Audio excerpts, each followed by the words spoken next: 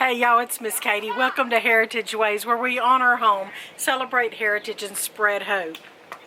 In the background, you see the littles playing. It's such a beautiful day here, and I hope it is at your house as well. Well, welcome to another Saturday. Welcome to Savor the Scraps collaboration. I've got some awesome creators who have come together to join me in giving you hope on how you can use your leftovers, the best way to use, or options of how to use your leftovers. Today I have these 3 channels, and after you finish learning something here, I hope you get some new inspiration. Then I hope you'll head over to one or all of these 3 channels and check out their videos for today. The first one is Alicia's in the Kitchen. Links are below now. Alicia's in the Kitchen.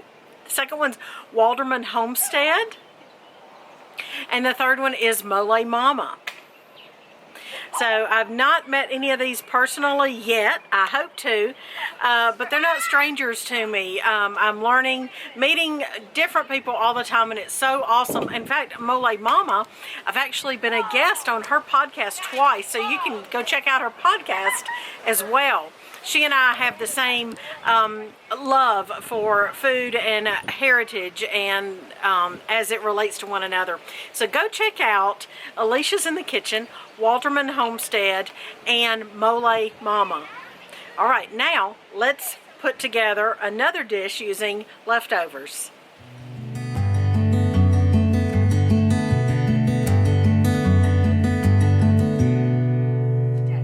We're going to make a recipe that's actually in my cookbook. It's on page 42, so if you have the cookbook, you can refer to it. There's your recipe. And it is ham and corn chowder. And I made the note. It says, I made this recipe from leftovers one day and the whole family enjoyed it. This recipe can be made from leftover, maybe a holiday meal, and you'll see why in a minute. I'm actually taping this video a few days after Easter, so we actually have a couple of these foods left over from Easter, but you might have them left over from another holiday. Now, there are no exact measurements on here. That is the beauty of using leftovers and using your creativity. So I have what amounts to about 1/4 of an onion. This is a sweet onion chopped up. Then I have some ham. Now it's really more like pork chops. It's not smoked or cured ham. But anyway, I'm calling it ham. So leftover ham and about 1/4 of an onion chopped up. I'm just going to put this in the pot like this. I have my wooden spoon that Mr. Patient carved for me. All right, 1/4 that's the only measurement. Well, there's 2 measurements I'll give you. 1/4 teaspoon of thyme, dried thyme. Just kind of estimate here in the palm of my hand. That's a little more than 1/4, and then, you know, mash it up, grind it up in your hands to release the flavor. Thyme goes really well with ham, I think. All right, and these three ingredients we're just going to put in willy-nilly. And then we're going to heat this up on the stove. So I have leftover mashed potatoes. The recipe says you can use leftover sweet potatoes, works fine. And that's, I don't know, what is that, 2 cups maybe? Love using leftovers. Can't beat them with a great big stick. All right, 1/4 of chicken stock, and I tried it. I made my own the other day, but I've already used it in some gumbo that I made. So put that in here. Yes, and you can just do this on the stove while it's on low, but we're not doing that today because I want you to be able to see what's going on. Okay, if you notice, I had this sitting out, but the recipe doesn't call for it. I was thinking it did. We're going to thicken it a different way here in a minute. Okay, and then it calls for 8 ounces of leftover corn, but I'm using this whole 12-ounce bag. Actually, I think I won't. I think I'll use half of this 12-ounce bag. This is organic corn, and it's not leftover, but some of your holiday meals you might have leftover corn. All right, and then I'm just going to heat all of this up. The mashed potatoes are going to serve as a thickener. You don't want a rolling boil, you just want to get it all good and hot.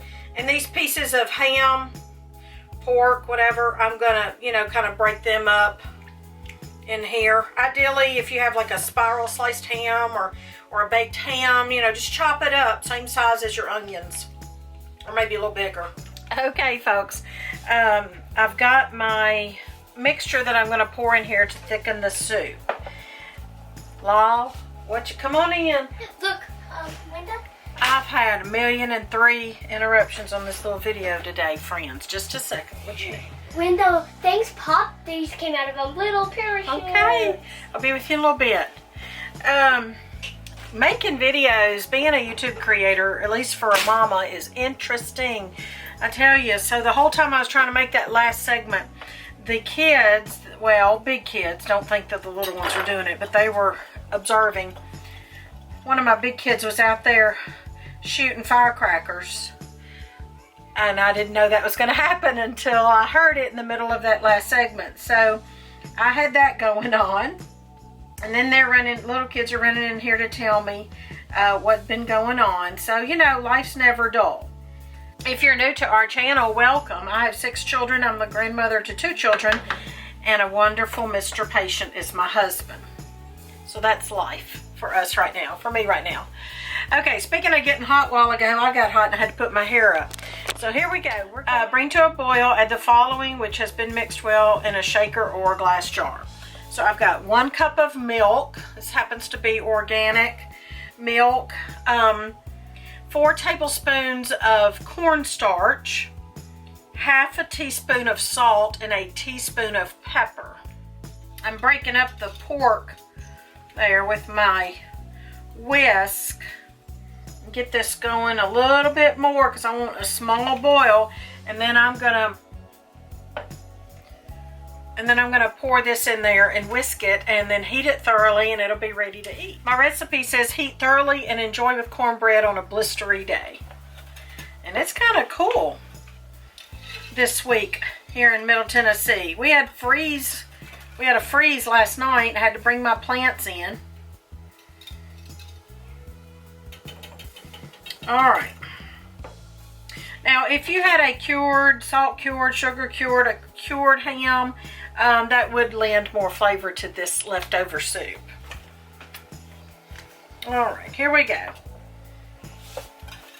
I've shaken this up well, and I'm going to slowly pour it in this mixture and whisk, and the heat will thicken up that milk and cornstarch. You probably don't have to add that last thickener because your mashed potatoes kind of thicken it, but that's what I do with this particular recipe, and it lends an extra layer of flavor and thickness and creaminess. So I'm just going to let this kind of slowly simmer. I'm going to whisk it so that it thickens, and then we'll taste it.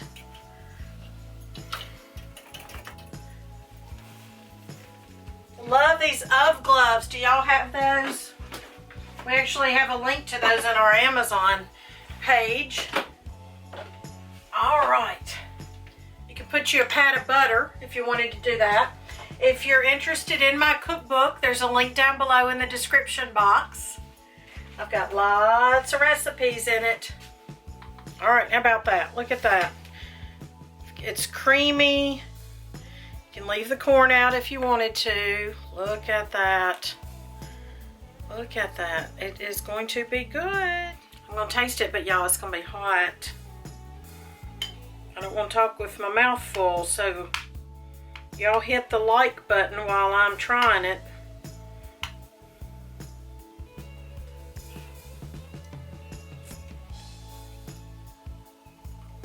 Very good, but it's hot. I think it needs a tad more salt. But that's good. That's better than too much, right? It's better than too much.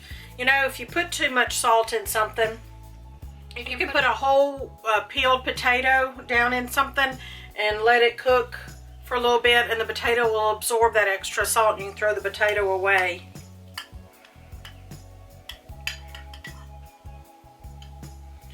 It is hot. The broth is very good. Very tasty. It's different. It's a different kind of soup. That salt made a difference. Isn't it funny how salt can bring out the flavor in foods? Thanks for being here today. Thanks for joining us and all the other creators on the collaboration. Savor the scraps, y'all. Bye-bye.